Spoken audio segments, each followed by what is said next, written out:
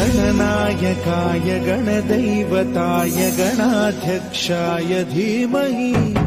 गुणशरीराय गुणमण्डिताय गुणेशानाय धीमहि गुणातीताय गुणाधीशाय गुणप्रविष्टाय धीमहि एकदन्ताय वक्रतुण्डाय गौरीतनयाय धीमहि